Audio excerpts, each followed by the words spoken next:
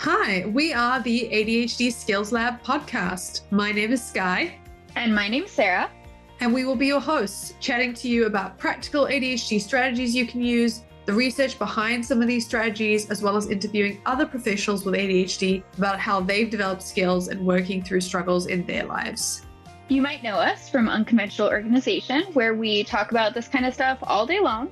So we're super excited to have you along, and we're going to chat through it together.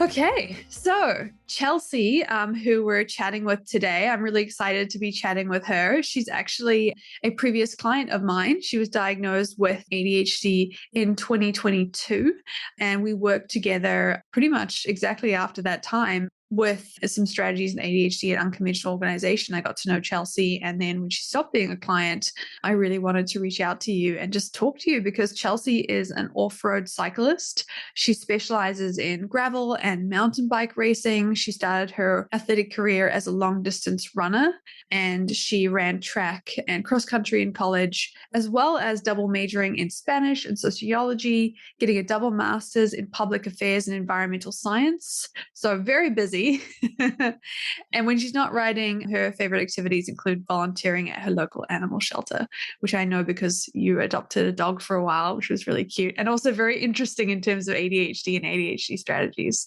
So it's so wonderful to have you on the podcast, Chelsea. Thank you so much for coming on and being willing to share your story, because I know that's not something that you've done too much, especially the ADHD side in a public platform. So thank you so much for agreeing to chat to us. Oh, thank you so much for having me. I'm excited to be here. Awesome. So let's start just by letting me know, where are you based? Yes, I am currently based in the western part of the United States in a state called Utah, and I've been here since 2020. Awesome. Yeah. And obviously that's kind of an interesting question, because one of the things we often talk about is how much traveling you end up doing for racing. Yes, definitely. Yeah. And part of the move to the western part of the country is that most of my racing happens out in the western states. So it's been great to be based out there, which is really nice. Yeah, no, definitely. And I mentioned specifically that you are a professional full-time gravel and mountain bike racer. So can you tell me a little bit about what it is that you do? What is a professional racer? What does that look like? Yeah, that's a great question. So my usual routine definitely consists of training, and that includes both getting out on the bike and doing my long training efforts and getting those hours of riding my bike in, but also because of this off-road cycling that I do a lot of skill work. So getting used to riding over different kind of rocky terrains. We call them rock gardens, where you kind of have to look at a trail and pick a line that you think you can go down best or go up best, depending on if it's uphill or downhill. And really working on body positioning and the different techniques involved with body position on the bike when you're doing certain maneuvers, such as, going over a drop or going down a rock garden or cornering, taking all of those kind of pieces of the cycling puzzle into play. And as someone who does not have great body awareness, same. Yep. this skill work is imperative for me because I find it to be super tough. And with getting overwhelmed very easily, I often have to break down sections in order to be able to complete them. Because if I initially looking at a section of a trail that I'm supposed to do a race on, for example, I initially look at it and think, oh my goodness, there's no way I can ride this. But, breaking it down, starting at the top and kind of over. So it's very tactical. I noticed that. I did some research into gravel racing specifically for this podcast. So yeah, that did come across. Yes. And coming from a running background where running is pretty straightforward, the hardest running I did was on trails where you just have to make sure you don't roll an ankle and watch the terrain. The learning how to make sure that I'm having all of the things necessary to not fall. So body position and looking far enough ahead at the trail to hit my line, make sure I can get over a rock or something. has definitely required that hyper focus, because I've learned with all of my mountain bike crashing, I crash when I have been thinking about something else or my mind has drifted, and all of a sudden I'll hit a rock wrong and be on the ground. Yeah, that's a real difference between, whether you're in or you're out, because it's a huge difference for you in terms of what you're actually doing. It's quite an immediate response in that way.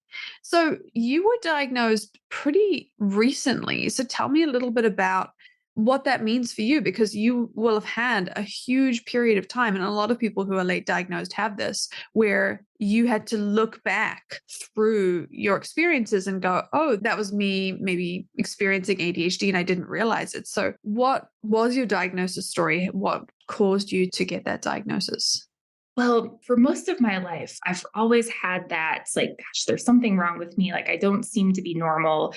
I have always been super unorganized. I live in a constant state of clutter. I lose everything multiple times.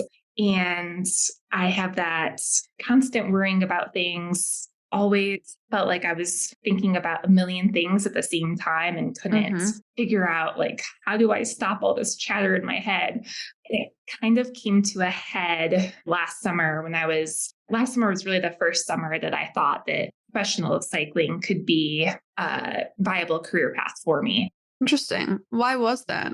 I had done pretty well the previous summer. So 2021 went pretty well in terms of race results and kind of gaining momentum. And then 2022 was kind of like my year of, okay, I'm going to do even more races, bigger races, and see where I stack up.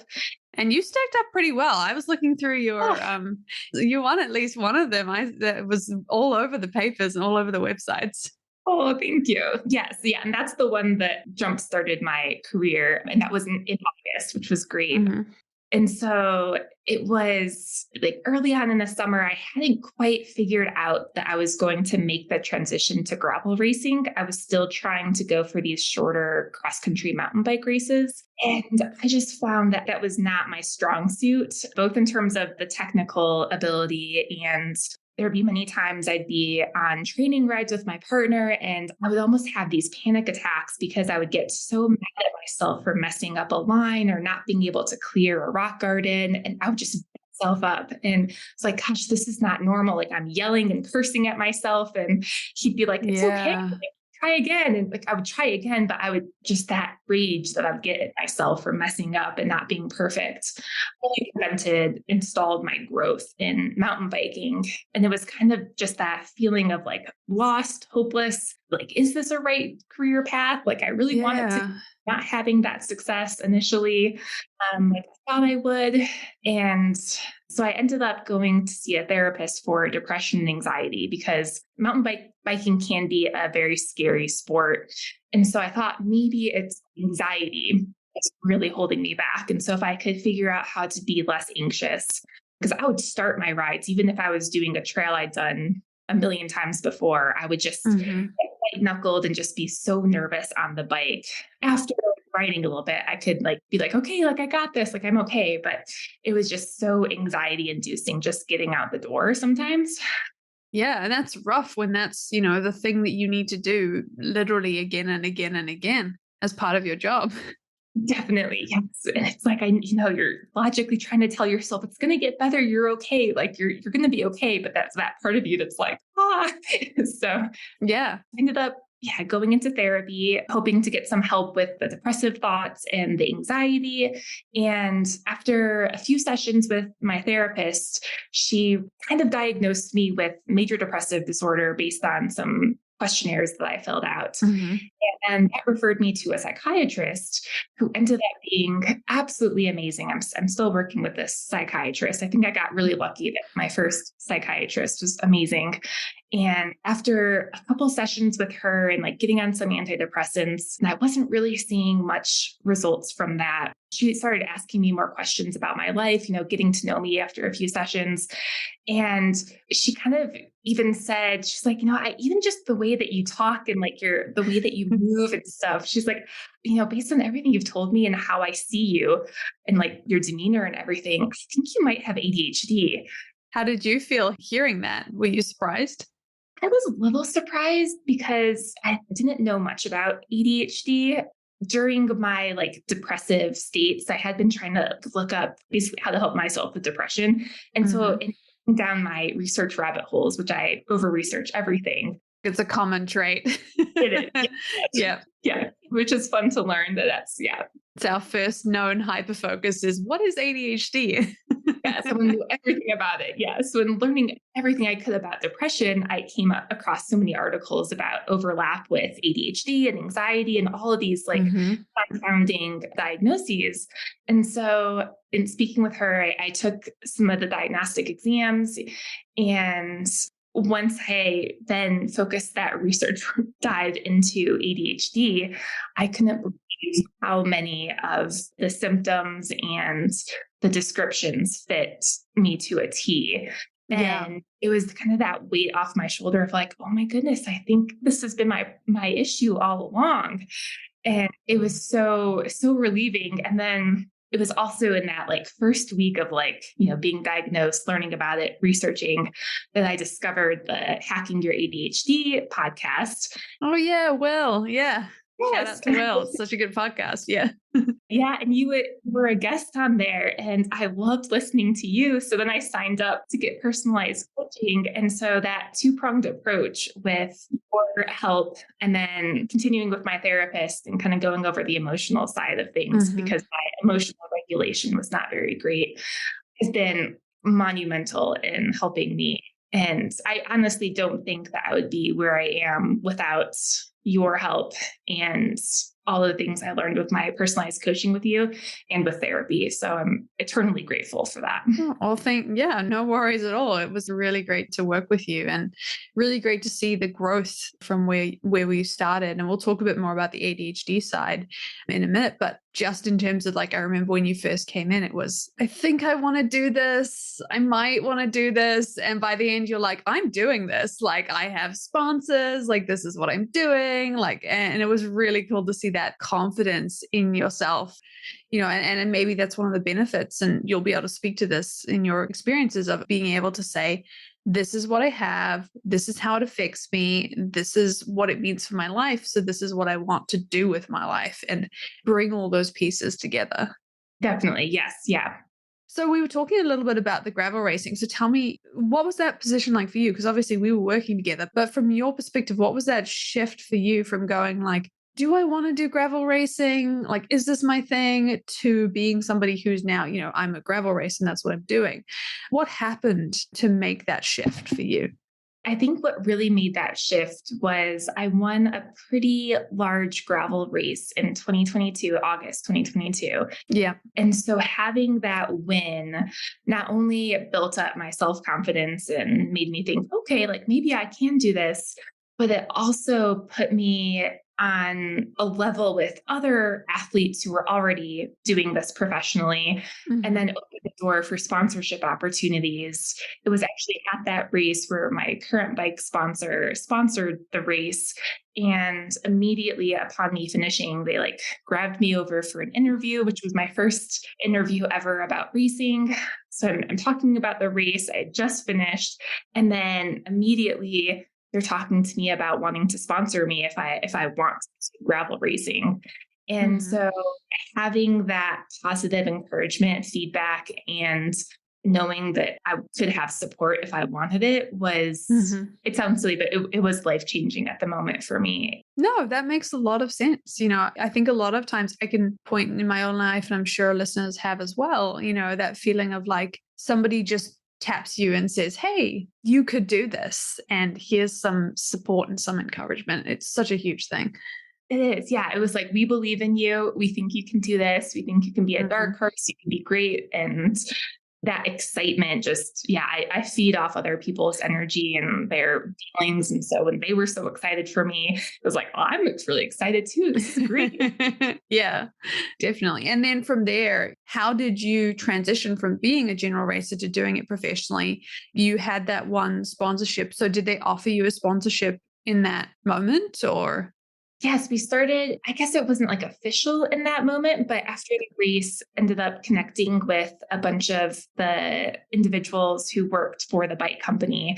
And we, kind of emailed back and forth, and they kind of gave me their terms of agreement and in the contract. And they were also super great at connecting me and putting in a good word for me for other sponsors for like my helmet and my clothing. Yeah. So it was super great because it was like, well, we can offer you a bike, we can offer you all these bonuses and like this monetary structure, but we don't have clothing. So like, here's this clothing person I'll connect you with. And like, oh, and here's a helmet company. And so it was super great because it really did, like, that one opportunity opened the door to then like 10 other opportunities. And that it made choosing gravel a lot easier because it was like, wow, I have all this support. So I may as well, I've only done one gravel race. I may as well try gravel racing for 2023 and see how it goes. Yeah, no, that is so interesting because, the idea of how do sponsorships work, this is something we talked about at the beginning of your sessions when we were still figuring it out. And to hear that it's often that, sponsors are not necessarily like just interested in exclusive. They might even help you find more sponsors because they want you to succeed at the end of the day. And they know what that means. That's really interesting to hear. Yes. Yeah. You put it perfectly. And that was something that was really cool to learn about the industry. And yeah, like you and I had talked about, I was so clueless when this all first started happening. It was overwhelming. And then it was neat to kind of see the cascade effect of, well, yeah, like this helmet company is great. And like, they'll help you. And like, if you get connected with this clothing company, they also have a deal with these tires and this tire company is great. So like, that would be a good fit. And then like, everybody is on the same page of like, we want to help this athlete be as successful as she can be. And that's a really good feeling. Yeah, no, 100%. That's awesome. So in terms of the ADHD of it all, we talked a little bit about where you were, you were diagnosed, you were just learning. Were there any ADHD strategies that you had to develop or maybe strengths that you really realized you were using as part of this move into gravel racing? And we'll break this down because it's a big question, but what were some of those strategies? Some of the strategies that were super helpful were mostly all the strategies that you and I discussed in our coaching sessions. Definitely like establishing a routine. I had never utilized my calendar before I worked with you. And so setting up calendar appointments and reminders and even little things of like eat breakfast at this time and like respond to emails at this time and your social media posts, on this day and then reply to social media posts on this day. Yeah, we talked about social media a lot in those first few weeks, I remember. Yes.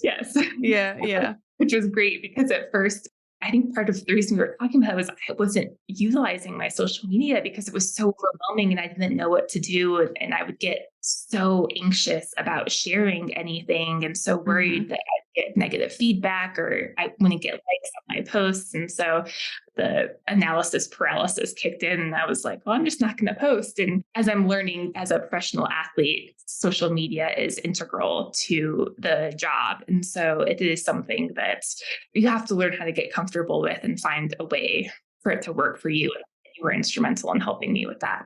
Definitely. And you talked a little bit about your routine as well. I just want to touch on the fact that for you, your routine also shifts a lot. So, you might be away training. So how do you manage that? Because your daily life can look very different depending on whether you're in a racing space or a non-racing space. What were the kind of systems you had in place to help with that? Did it just end up all going on the calendar? Yeah, the calendar in terms of organizing daily routines for when I'm in town and like normal daily training races.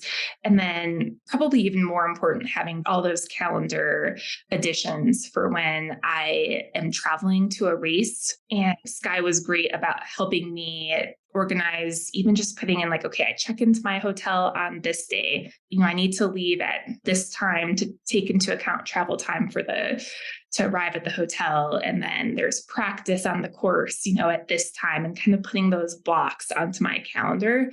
It not only was helpful in terms of making sure I was where I needed to be at the right time, but also I used to carry all that in my head and not have it written down anywhere. And it was so stressful trying to remember and trying to just like make sure that I had everything memorized before I left on a trip, so that I didn't mess up. And it was so nice to kind of have that peace of mind of like, okay, it's on the calendar. Well, our working memory, as you said, like at the beginning, losing things, forgetting things, it's not the best. So having some way to externalize time is so helpful for ADHD, but then also for you, because your mental space is such a big part of your racing. Like you said, you have to do so many other things. You have to think about the track and what it's going to be like and who you're going to encounter and what that's going to be like and the weather. And there's all these other things to think about. Yes, exactly. Anytime we can offload that so it's not in our brain and it's somewhere that we'll be able to follow through is super helpful. Yeah, definitely. 100%. Was there anything else that was a helpful one in terms of the strategies? Yes, another great one, and it applies more to when I'm training at home, but because I am a more visual person, we got a DAC board. Yes, I remember that. Yeah. Yeah, I look at it multiple times a day. It's this large screen in my kitchen. It's where I frequent the most. And it has my entire day, so I can see every single appointment or commitment on my day. It also has the weather at the top, which is nice because like, I can see like, okay, well, I'm supposed to train at 9 a.m., but it's storming. Like I'll need to shift my day around. And that also includes my partner's commitments too in a different color. So I can also know like if I need help with bike stuff or I need, help with anything, I know when he's in the meeting or when he's unavailable or when he is available where I can talk to him or troubleshoot ideas. And so that's been nice, not only for me, but for him too. And I think it helps us navigate our days a lot better. Yeah, definitely. And for those people who don't know, what is a DAC board? A DAC board is this large computer screen that syncs with your email calendar, and it displays like a large version of that on the large screen. And you can change the settings so you can include your personal calendar. If you live with a partner, you can include your partners. You could also include your children if they have a calendar. And it's basically an electronic whiteboard where anything you put on your computer, you can display on that large monitor to make it a very visual space. Yeah, I have to admit, it was very, very cool. I think you were one of the first clients I have who got one. So I looked it up and I was like, do they ship to New Zealand? I don't think so. Not quite yet. But yeah, very, very cool. If you like what you're listening to, then please subscribe. It really helps other people find out more about the ADHD Skills Lab podcast. And speaking of your partner, one of the things I remember we talked about a little bit with the ADHD side is that team and that accountability. We started talking about who's on your team, who's a part of your group of people who are supporting you, especially at the beginning, because you don't, just bike alone. You have a trainer, you have lots of supports. How has that accountability support been helpful to you? It's been immensely helpful. And I think part of what helped me with not knowing I had ADHD later in life is now that I have a partner and I have like a trainer and I have, the ability to work with a therapist and I had you as a skills coach, I had these other individuals who were helping me with life problems. And when I was younger and like going through, especially those college years where I'm on my own and just totally overwhelmed and completely lost and didn't have an accountability partner in any sense. It was super nice to like have someone who, like my partner, is very neurotypical and very good at all of the things that I'm very bad at. And that has been such a saving grace for me because there would be so many times where I would miss like paying my bills or remembering rent or any of those executive functioning tasks that I really struggle with, that he's just on. And the same thing with my coach is so great about like all of my workouts. And I think he has come to realize that because of my perfectionist tendencies, if I don't do workout exactly as prescribed, I would get really mad at myself and defeated. And so he's kind of changed how he structures my workouts and gives me workouts so that I have a couple options where, okay, if you're not feeling well, like do this, or increasing like the power, we use power in cycling. And so increasing those power zones so that I have a greater bandwidth for air. And so, yes, being able to have each like accountability in those different parts of my life has been really, really good. Yeah, no, definitely. That's awesome. And it's interesting that you should talk about that, because it sounds like, yeah, what your coach is doing is introducing that structured flexibility that we talk about, that idea of we have a plan, we're just kind of adding flexibility of, we're going to do a workout, but which one are we going to do today? That's really interesting to see that coming through in that training as well. Yes. Yeah. It's fun. I think, and like also for like our ADHD brains, I think it's fun when we see change and like, oh yeah, you do not want to do the same thing week in, week out for sure. Yes. Yeah. Do you have much difference then in your training? Do you have kind of that newness to kind of keep things fresh? Yes. Yeah. My coach is really good about, I have a few key workouts that I'll do. They're kind of staples, but then he, depending on the different races I'm doing. So I'm in this Lifetime Grand Prix series for this year. Yeah. It's 5 gravel races and 2 mountain bike races. Mm-hmm. And the way the races are, they vary both in like terrain and distance. Mm-hmm. And that makes it nice because then each race is like, it's like one a month for this series. And so each month is kind of tailored to the next race. And so the training is a bit different for the month leading up to the race. For example, the race I have this coming Saturday is the longest race. It's 200 miles. And so the previous training block, or the month leading up to this June 3rd race, included a lot more volume and less intensity because I need the volume to like sustain myself over the mile distance. And so that is really nice. I do appreciate that. Yeah, definitely. Yeah. And good luck, because I need to say this now because I might forget, but good luck to your race on Saturday. Working memory. But yeah, that's crazy. Doing the longest one so far. That's pretty interesting. How are you feeling? Are you nervous about it? I am very, very nervous. Yes. And actually this race, it's also the most like self-sufficient I'll have to be, because there's 2 aid stations over the entire race. And so I'm learning, like I was just practicing how to plug a tire and like all these mechanical things that could possibly pop up. So it's been fun, but also very difficult to learn these new skills, like trying to remember, okay, what are the steps? Like if you get a flat tire, you have to like try to plug it and then like grab your plug it with your tire plug, grab the CO2, open it up, put it on. As you know, like our memories for this, I've had to do it so many times, just try to streamline the process, not only make it remember how to do it, but because it's during a race, I have to do it quickly. Definitely. Yeah. Just as a note, because we haven't talked about this topic, but do you have like a flashcard or something?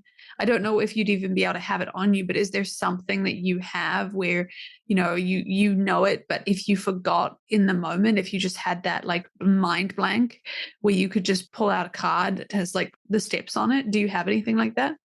No, but now that you mentioned that, that's a great idea. And I could definitely utilize it. I would definitely recommend it. Like and then just hope you don't need to use it. But like even just a little laminated thing in your pack of like stuff. So you can just look at it and just kind of send to yourself if you need to, might be helpful, because that would be a lot of pressure. Yeah, no, that's great. And it's such a great idea, because I have found that when I'm under pressure, that's how I get lost on like my home trails. Like if I do a race in my trails, I'll sometimes get lost and be like, I don't even know where I am. And I'm so flustered and I'm in that frantic state that like all logic goes out the window. Yeah. And I mean, that's part of ADHD as well, right? We have that emotional dysregulation. We have that, rejection sensitivity, all these things that can come in and really just flood us in the moment. So, I know we talked a little bit about the grounding routine and things like that. And we talked about a pre and post show grounding routine, but it's almost like, especially with these longer races, there's almost like a tiny little in the moment grounding routine where you just need to, figure out what that looks like. Do you just like breathe, read the things, go, I have a minute, and then just do it, something like that, depending on what works for you. Yeah, exactly. Yeah. And that grounding routine has been super helpful. I even found it's helped when I have this tendency when I make a mistake, I sometimes will like yell at myself like out loud. And it's helpful to just, take that deep breath. I often try to like think about dogs or things that make me super happy to like bring my emotional down. Definitely. And it does sound like having something like that for the race is going to be helpful as well. But yeah, and for those of you who want to know about the grounding routine, I'll put the article in the show notes where we kind of go through it in more detail. So if we were to flip over to the strength side of it, because I don't want to forget those, because those are a big part of it too. Did you find once you learned about your ADHD that you realized a little bit like, oh, this is a strength. This might be why I'm going for this gravel racing job, essentially? Yes. Yeah. Quite a few. I think the first one is that the novelty. It's since gravel racing is new to me. So it's a little hard to explain, but I did my first gravel race in 2021, but I did it on a mountain bike. And then that big gravel race I won in August of 2022, I also did it on a mountain bike. And so I actually only did my first gravel race on a gravel specific bike in April of 2023 when I got sponsored by the gravel bike company. So there's quite a bit of difference between a mountain bike and a gravel bike. The way the geometry is set up, gravel bikes have much thinner wheels. They have the curly handlebars. You're like on what's called the hoods when you're on top, and then in the drops when you're on the curly part of the bars. And so it's more like a road bike than a mountain bike. And so your arms are more in a narrow position, and therefore learning how to get in that aero body position is instrumental in trying to win one of these races. And so coming from a mountain bike only background, all of that was so new to me. And I think when learning how to do something or trying something new, it can be super exciting for a lot of us. Yeah. And so learning this, it's still a form of cycling, but it's a brand new form of cycling for me, was a really like exciting part. And I think like having my brain be situated in a way that I just love new things. Like I'm always seeking all the new experiences and, new trails, new routes, new everything. That was a huge strength for me. I think the other one is that hyperfocus ability, both in just whether it's hyperfocusing on getting like through a rock garden or a turn, better to the best of my ability, to like fixating on my intervals. So if I'm supposed to do 6 by a minute fast, making sure that my like fast minutes are as good as they can be. And I'm really consistent with that. And after I got diagnosed with ADHD, my partner was saying that he thinks that that's my biggest strength, because he'll be prescribed similar workouts, or he'll try to do the same workout that I do. And if he misses the mark, he gets defeated and will sometimes just stop the workout. Yeah. Whereas I'm like, I'm going to get it. Like, and I'll keep doing it until I get it. That's interesting. So it's almost like three things going on there. There's the hyper focus. There is the interest in learning new things, learning new skills. And it sounds like gravel racing is a particularly good space for that, because there's lots of new things to learn. And then there's also a bit of resilience, something that there is some research to indicate might be linked with ADHD experiences, because we do have to try things and do things differently so often. That's coming through as well. Yeah. And I think it goes hand in hand with wanting to be perfect. I always want to get the best out of myself. And so if I know I've hit this power number for this 10-minute interval once before, that's the new standard. And I want to hit that or next time. Yeah. Yeah. And then it's just the balance, being kind to yourself versus pushing yourself, which I can imagine is hard for a racer. Yes, definitely. Awesome. So we kind of touched on this a little bit, but I wanted to just dive into it specifically. What is your sort of average weekly routine? Is there anything you need to do every week to keep focused, your priorities, if you will? Yes, definitely. I always start like my weeks by looking at my calendar. I've done a pretty good job of syncing all of my like training and any appointments. They usually get into my calendar right away. And so then they go onto that deck board where it's a big week visual for me.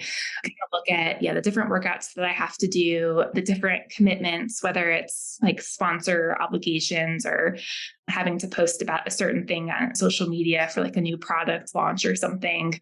And then something that is, I think, more ADHD specific routine is when I'm doing certain trail or skills work, I have to kind of mentally prepare myself for that ahead of time and let myself know that, okay, I'm on this trail that's going to be really tricky or really difficult for me. And so I have to, what my partner calls a single task. And so it's a single task on a single track. And I find that if I'm letting my thoughts wander or I'm thinking about like the next thing on my to-do list, I'll not ride as smoothly or as efficiently as I should. And so it's kind of helping me get into that hyper focus of like, okay, I'm doing this trail and I'm only thinking about this trail for the next however long I'm out there for. I'm not going to worry about anything else. So like I'm totally present for this. And it's like I think that's when I really learned that I can't always do group rides or ride with a partner, because if someone's trying to talk to me or my focus is on someone else, it doesn't turn out well. So I think that's been something that has been eye-opening since being diagnosed. It's like, okay, well, you're finding what works for you. You found a system and a process. And so just knowing, okay, like on Tuesday, you're doing this trail work. So you're not going to ride with anybody. You're on your own and you're going to focus and it's going to be good. Yeah, definitely. So it's figuring out, like you said, where there's too much distraction, where there's not enough, building in those routines and that flexibility. No, very, very cool. And having the accountability around you as well, like having the trainer, because you see your trainer every day or a couple of times a week at this point. So actually, I don't see him in person at all. Okay. Everything is just on the calendar, but I tend to ride with my partner most days, except on those days where I can't have any distraction. You just need to do it. Yeah, no, definitely.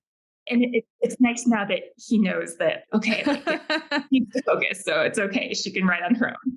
Yeah, it's got a reason. No, definitely.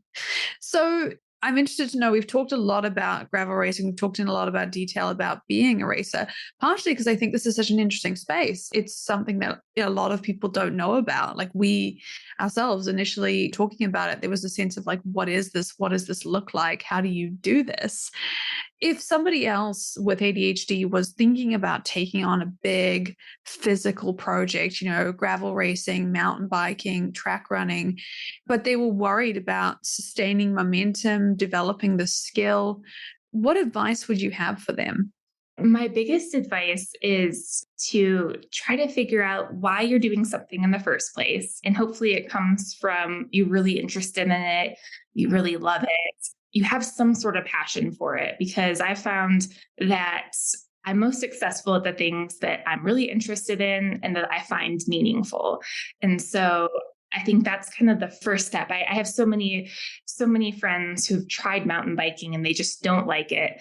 They want to like it, but they just don't. And it's like, it's okay. There are many other sports. Like you don't have to like mountain biking. There's so many other great ways to be outside. And I think especially as we get started on something, it's so helpful to like see that progress and that seeing yourself grow, whether it's you couldn't do a rock feature on a trail one day, but then, the next day you get out and you clear it. That feeling of accomplishment is so wonderful. And it kind of is what hooks you and gets you to be like, okay, well, I can do that rock on this trail. So now I can try, going over this rock on that trail. And that keeps it exciting and fun. And then that helps you progress too, because now you're practicing more. And I also think that anytime you can combine certain interests, so like for me, I love dogs, and it's perfect for me because whenever I get outside to ride, I always see dogs. And so I used to be so focused on my training that I would see a cute dog and be like, oh, I just want to stop and pet, but I can't, I'm training. And now if I see a cute dog, I did set a boundary where after I've done my intervals or my work, usually I'm on the way back from my ride when I'm coming home. That's when I'll stop and pet the dog. Yeah. But really see a cute one at some other time, I will stop. If it's cute enough, Yeah, cute, unique, a dog that I haven't seen before, you might catch me stopping. But I try to have a little boundary with my training. And so that keeps it really fun too, because then it's like anytime I go for a ride, I'm like, I wonder what kind of dog I'm going to see today. And that's been really fun. Or it's always fun doing activities, especially as you're new with somebody else. And even better if that person's like a little bit better than you at that activity, because then they can kind of give you tips and advice and kind of, show you the ropes on something. And especially with these physical endeavors, it can be a daunting task to start. And so having somebody to help show you the way is nice. Yeah. And then even just like having I often will either meet up with a friend afterwards for coffee, or I'll stop at a local bakery after my ride and get myself a pastry. And that helps. Yeah, that's so interesting. So you really, when you're talking about it, my ADHD coaching brain goes like, oh, that's so interesting. You're adding a lot of dopamine to your ride. Like you're adding that additional. My dopamine. Yeah, your dopamine is petting dogs, getting, a pastry. Yes. And it works for you. And that's really awesome, especially because there is that level of, why should I go out today? Well, because I might pet a dog that I didn't know was there when I started this day. So there's kind of that level of excitement, and even though, like you said, it's so important to love this and to do it and to find it really interesting, there is still that level of and if you can find a dog that you like to pet, then it's good as well. I think that's what's been so fun lately. I've actually started doing a dog of the day on my Instagram, and I've gotten a lot of good feedback from people.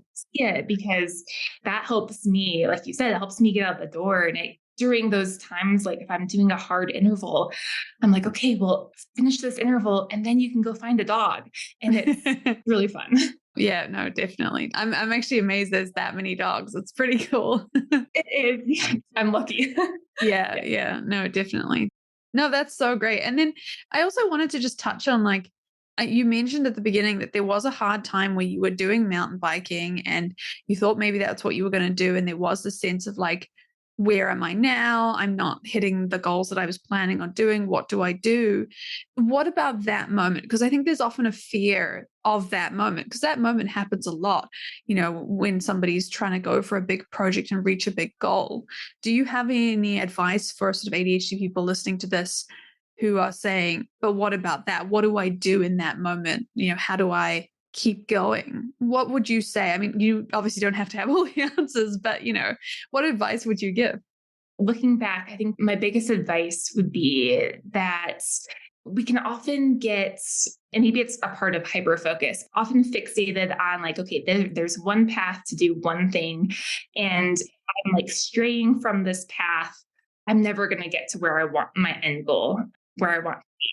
And it's really difficult, or I find it really difficult when I'm in those anxiety, overwhelmed moments, to kind of take a step back and look at the big picture. But often when you do, you can see, oh, wait, well, maybe if I just pivot a little bit and try this. So with mountain biking, yes, gravel racing is different. It can be different, but I was able to find a gravel race that I could do on a mountain bike to get a taste for gravel racing without fully committing by buying a new bike and trying thing and maybe not liking it. And so finding a way of like, okay, well, maybe I can like step off my path a little bit and do something slightly different, but it will still get me to like my overall goal of being like, for me, my overall goal has always been to be a professional athlete. And so I have many different sports I love, and I've kind of just spent my 20s and 30s figuring out like, well, what can I be a professional in? And as I tried so many different things and formats, and gravel racing seems to be like the best so far. And so it's giving yourself that grace that, okay, like I'm doing good. I'm going to keep trying, but I'm also going to try something new and just see what happens. And often that can make a big difference. That's so interesting. Yeah, you're totally right. So there's like this fit, it's like you're going in this direction and you're still going in that direction, the professional athlete direction, but it's like, do we need to adjust the fit to, what your skills are and what you're interested in and what you're succeeding in? And so there's that you're moving in a direction, but there's a flexibility around what you call it or what it is exactly when you get there. Yeah, I love how you put that. And it reminds me of like mountain biking. If you were to watch like cross country style mountain bike racing, the courses have an A line, a B line, and a C line. And all these lines, spit you out to like the rest of the race. But the A line is the most direct, also the scariest and hardest. And then B is a little like meanders a little bit, a little less difficult. And the C is the least difficult, but the longest. And so every time you do a lap on that course, you have the option of taking one of those three. And kind of like that with a lot of our life goals. Like, yeah, some people might be able to start with the A line, but some people have to take the C line and then work their way up. And so that kind of helps me too with that life analogy.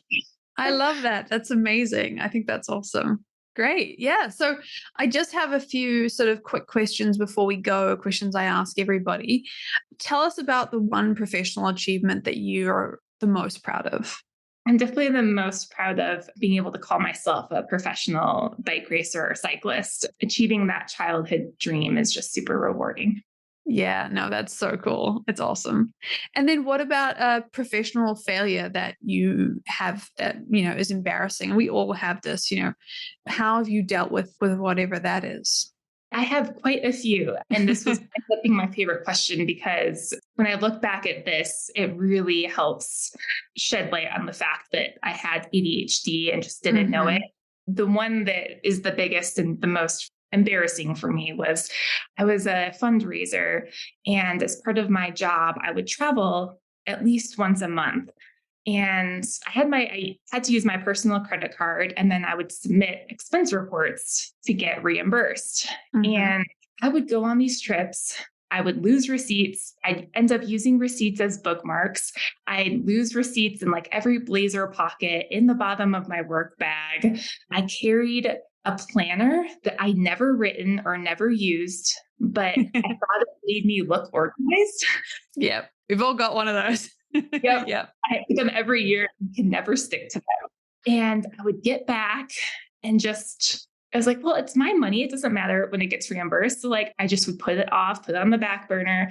And for my reviews, every single fundraising job I had, the biggest negative feedback was, you cannot complete the simple task of submitting an expense report on time. And it was so frustrating and so humiliating for me, because I would just get so overwhelmed by, okay, I have to find all the receipts. I have to organize them. I have to figure out like which day was what and who I met with. And because I took so long to do the expense reports, I'd have to scour through all my emails to figure out, okay, I met, Jane Doe at Starbucks on April 23rd and have that receipt ready to go. And it was just so overwhelming and exhausting that I never, to be honest, never got a hold on my expense reports. It was always this monster on my back, but I finally would just take all of my stuff home and do it like in the evenings or on weekends, because I felt like I was so frantic and flustered in my office. And my office was, of course, very cluttered. And so that is something that still to this day, I hear the word expense report and I was like, oh yeah, it's like cringeworthy. Yeah. Well, I think, it's interesting that you should say that because I know that that is a very common experience with ADHD. And you're right. It really does speak to that moment where you're like, maybe something different. But, at the time it's hard to know. And it's, and if somebody's telling you, it's hard to really get a grip on it. And, I appreciate you sharing that because one of the reasons that I asked that question is because we spend, often the whole hour or so talking about what we've done with ADHD and how we've achieved. And so it can be easy for people to listen to it and be like, oh, this person just doesn't have any of those struggles. And the answer generally is no, they're there. They're definitely there. It's just part of the journey and part of figuring it out. And I imagine now you probably have somebody else doing the expense reports, or you have a system for it that you've developed with the ADHD. Yeah, utilizing strategies that I've talked about with you, even just like having things on my calendar so I don't have to go back through all the emails. Yeah, I had a supervisor at one of my recent fundraising positions who she actually asked me in one of our one-on-ones, what is wrong with you? Why can't you do this simple task? Like you should be able to do administrative tasks. And because you are so terrible at administrative tasks, you are not going to get a promotion. And she also had said, this is your money. I don't understand why you don't want to get reimbursed. And at the moment thinking, you don't understand, like, of course I want my money back, but I can't even figure out how to submit this report properly. So I can't get my money back until I can get the steps in order to do the report. Yeah, no, 100%. I often say to clients, because this comes up so much, and obviously we're working through it as part of that, is just that with ADHD, often it feels like hard things are easy and easy things are hard. And so that concept of this easy executive functioning multi-step task versus this complex, deep work, hyper-focused task. And you're sitting there going, I know which one I'm going to do. Let's go be a professional gravel racer. I do not want to fill in this document. Exactly. Yeah. I fail at administrative tests, so I can't do anything. Yeah. And that's not true. It just means that, there's certain areas which are much harder than others. And more strategies that are needed. But at the end of the day, professional gravel racer, turns out, didn't need that. So that's it is interesting. But I really appreciate your honesty on that. That is one of the toughest questions in this list for sure. So I was going to ask you, but I think we already have the answer. What is your favorite dopamine activity? Is it petting dogs? It's petting dogs. Yep. Definitely. Yep. And if you had an ADHD life motto, it doesn't have to be perfect, but what would it be? It would definitely be embrace your enthusiasm. As a young kid, I was super enthusiastic about things. And then I remember being in elementary school and kind of getting, shushed by the teacher and control your excitement, basically suppress your feelings or suppress your emotions. And so then I kind of became like a turtle in my shell, and I just didn't want to share, and I didn't talk. And I'm learning now that I love enthusiastic people. I love being around people who are happy and smiling and are just a joy to be around. And so I am learning that that's we can be in these really emotional states, and when we're in the good, happy ones, embrace that because it's amazing. Yeah. No, definitely. You get those highs. It's wonderful. Yeah. And being asked to suppress that can be very dampening, to say the least. Yeah. Well, thank you so much for coming on, Chelsea. It's been amazing to talk to you and just really dive into the stuff all in more detail and find out your story sort of from beginning to end. I know there's going to be so many people who listen to this who are fascinated by you, fascinated by your story, and take a lot of comfort and a lot of helpful strategies as well in terms of the things you've talked about. So I really appreciate you coming on. And if other people want to follow you on your Grand Prix tour, follow your story, how can they find you? Thank you so much, Sky. And I know I may have mentioned it before, but the personalized coaching that I did with you was the best thing that I've ever done. And I am totally eternally grateful for that, because everything I learned with you, I use on a daily basis now. And it just helps me feel way less overwhelmed. And I feel like more confident in my ability. So thank you again. And yes, if you want to follow me, I am Chelsea, CHELS.Bolton, BOLTON on Instagram. Yeah, definitely go follow Chelsea. And yeah, thank you so much. I really appreciate that. I'm just like, how do I respond to that? But I really do appreciate it. I love helping people and I love seeing people grow and develop and then go and do their thing, which is exactly what you're doing now. And before we go, I love that your last name is Bolton, by the way. It's just so connected to what you do now. It's pretty cool. Thank you. My nickname in high school was Lightning Bolton. So yeah. Yeah, and there you go. And there you go. Awesome. Well, thank you so much, Chelsea. Wonderful to chat to you today. And yeah, if you guys want any more information about Chelsea or anything that we've talked about, you'll find her information in the description and more information on the show notes on the website. I'm sure there'll be lots of people following you and seeing all your different dogs that you pet on a daily basis. Thank you so much, Sky. Thanks for listening. If you'd like to reach out or connect with us, you can leave us a message at admin@unconventionalorganization.com. You can also find out more about our ADHD coaching organization, read our free articles, or sign up to our online courses at unconventionalorganization.com. That's organization with a Z or an S. They both will get you there. If you'd like to learn more about what we discussed here today, or you want to read the transcript, you can find that at our show notes page at unconventionalorganization.com. If you've enjoyed this podcast and think someone else might find the strategies and stories helpful, the best thing you can do is share episodes using the share button in the podcast player, or leave a 5-star review on Apple or Spotify or your podcast player of choice, letting them know why you've benefited from this podcast. Thanks so much for listening, and we'll see you back in the ADHD lab next week.